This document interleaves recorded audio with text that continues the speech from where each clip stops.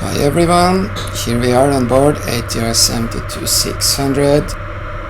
We are on the way from Bangkok. We departed there an hour ago and we are in Lampang Airport in northern Thailand. We are aiming for Marbo waypoint, which is initial approach fix. From there we will make a left turn to P1 and then right turn into final approach. We are descending. We are already set QNH because transition level in Thailand is 130. I center heading bug now and then because the wind changes as we are descending. And we're passing 10,000 feet, the seat belts come on, landing lights come on, we check the cabin pressure is normal.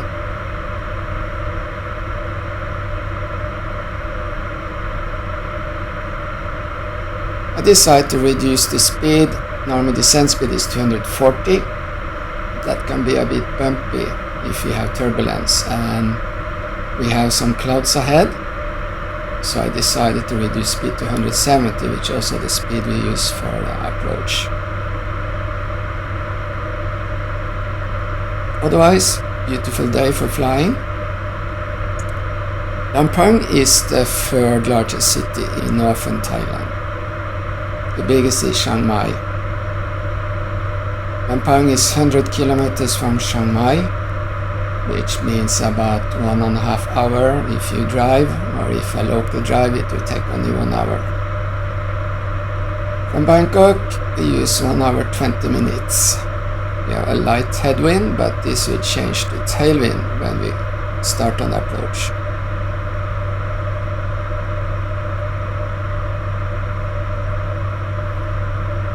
We are now clear approach. I set altitude select to 2,400 feet, which is the altitude at final approach fix. I armed the vertical flight path mode. The FMS will now have full control of the vertical profile of the aircraft.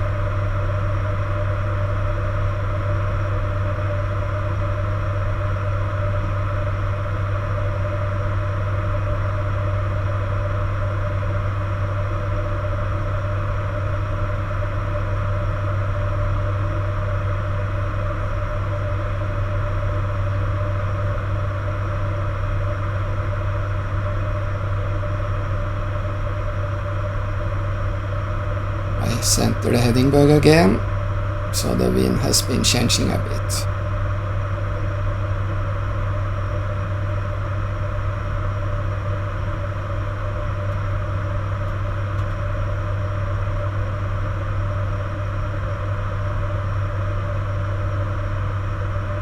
We're approaching the first clouds. The speed is 170 now. Everything is good. Passengers are seated. You hear the pitch trim ruler. That's a sound you hear when the pitch trim runs for more than 1 second.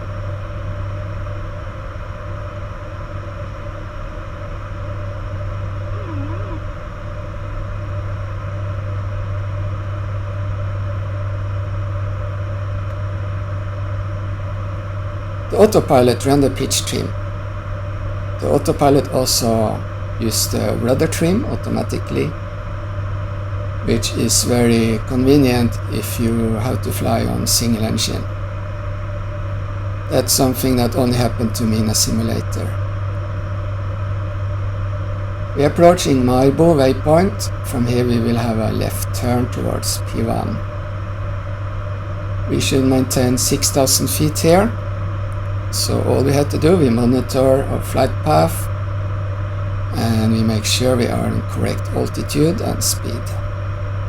I control the speed with the power. The autopilot does the rest.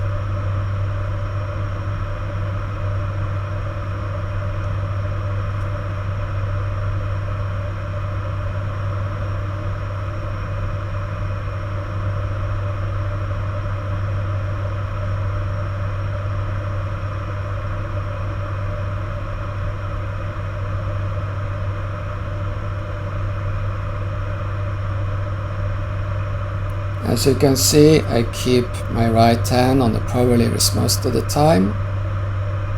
It's very convenient to rest the hands there, and also you can react very quickly if there is something.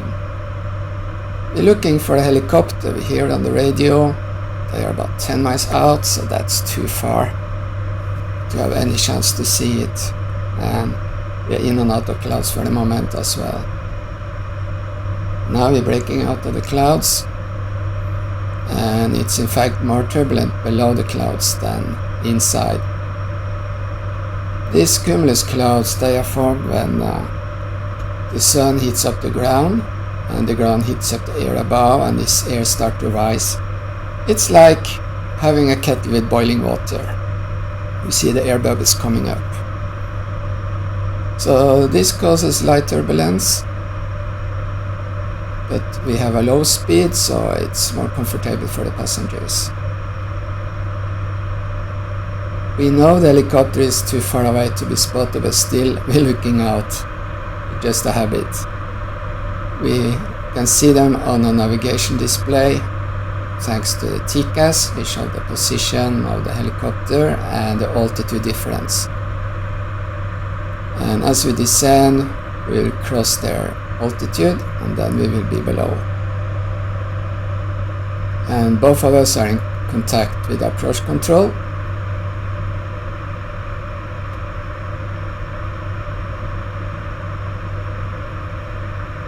You can see the airport. It's hidden behind the glare shield for the moment, but we will soon turn to the final in about 20 seconds. Then we will see the airport.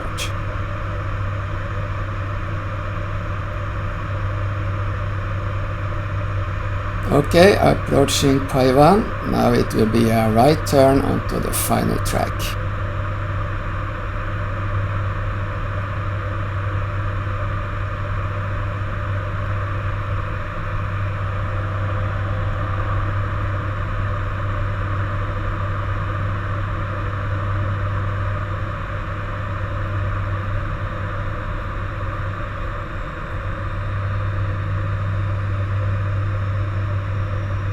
Okay, we are on final approach, and I will show you the runway very soon.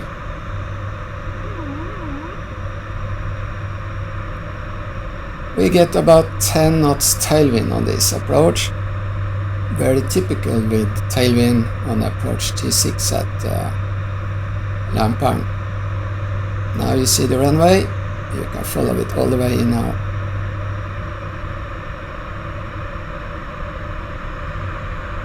And it's time to set flap 15,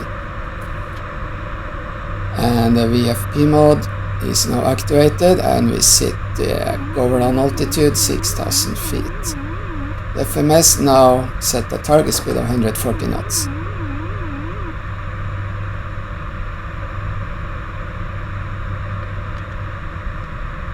And gear coming down, power management to takeoff, taxi takeoff lights on. You hear the noise from the landing gear when it's coming down. The nose gear is under the pedestal, close to the power levers. So you can hear the air rushing into the well of the nose gear. And flaps 30 coming up.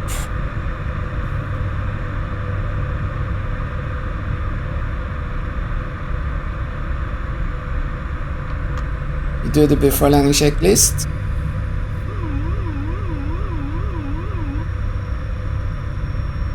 And when we are 1,000 feet above the runway, the first officer will call 1,000 stabilized. If we not, he will call go around. We have to be on the correct path and glide path. We have to be in correct speed. We must be landing configuration and have completed the checklist. And the power must be correct.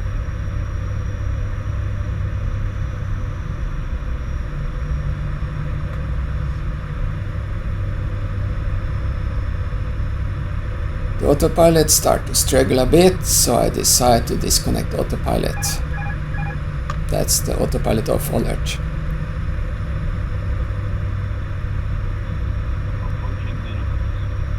When we reached minimum, I had to be visual and in correct position and stabilized, otherwise I had to go around. Now everything is good. I focus a lot on the speed. I don't want to fly too fast with the 10 knots tailwind. On the ground it's less. Tower reported 5 knots. And the windsock tells the same story.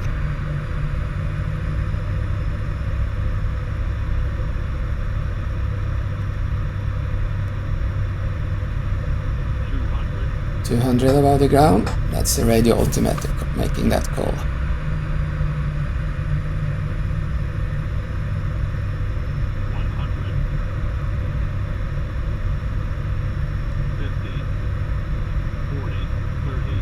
Flare. Reduce power.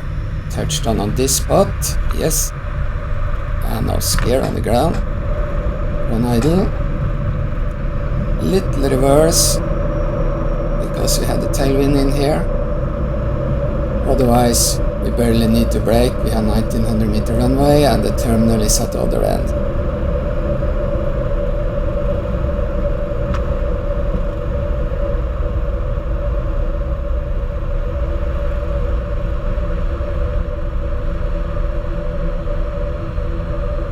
Make sure the speed doesn't exceed 15 knots before we make the turn into the apron. As we leave the runway, the captain switches off the landing lights, and shortly after the strobe lights. And he asks the co-pilot to put on a gust lock, and lock the controls, and do the after landing procedure. He reset the trims, set the flap 0, switch off anti-ice, de-ice pros, windshield heating. Taxi takeoff light off, approaching the marshaller. And we're just aiming for him. I follow his commands. Slow down, he says, and stop. And we put on a park brake.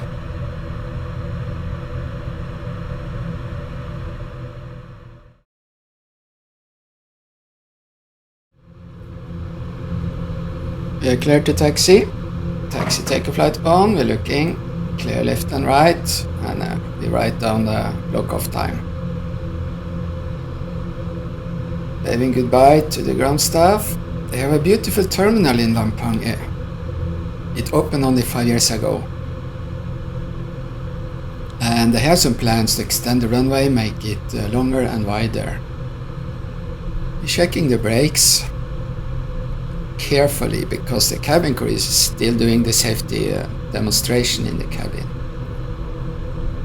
We taxi slowly because we had to wait for the cabin crew to finish their job before we can take off anyway, and it's a very short way to taxi because we will take off on 1-8 opposite direction of where we landed, and that means we have a very short taxi route to the lineup. Runway is clear.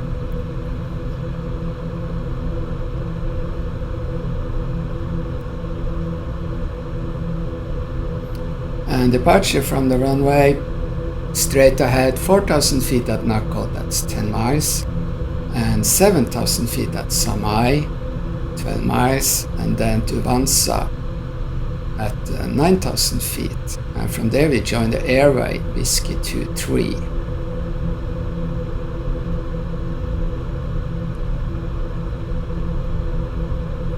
Now we're backtracking on the overrun of the runway. And we hear on the cabin is completed the briefing, so I make a call to them, push a button, it give a signal in the cabin, and then they will call back when they are ready. There they go. That ding dong means they are calling us, and we talk on the interphone together.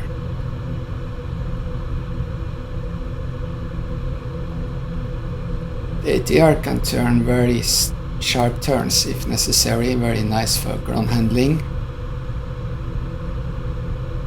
We clear the takeoff, I put on the landing lights, we do complete flight control checks. They're all free.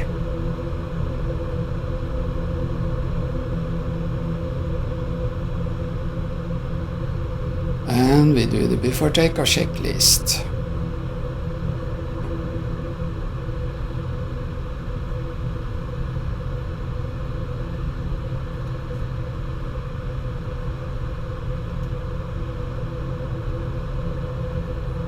It's one of the longer checklists. I center the heading bug. Ready to go. Check the time. V1 108 knots, I think it was. I call it loud. Write down the takeoff time. And set the power lever smoothly to the notch. And that means power is automatically controlled by the engine electronic control. At 70 knots, I give the controls to the first officer. He is pilot flying on this sector. I keep my hands on the power lever up to V1.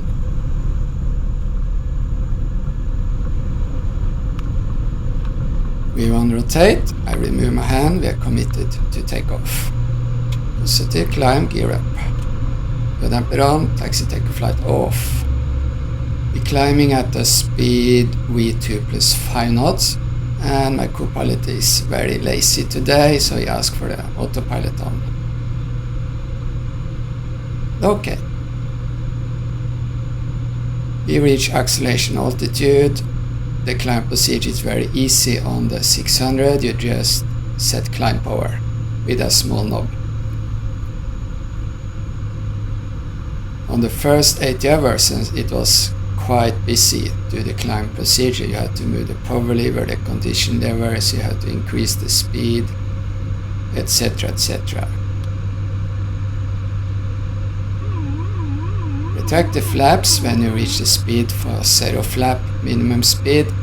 It's marked with a white bug on the speed indicator. Then it's time for the after takeoff checklist.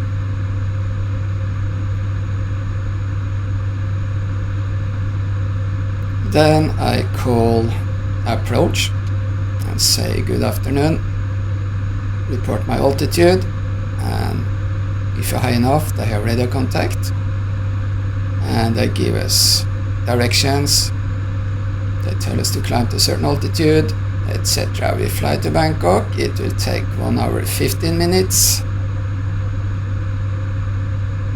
but that will be another story.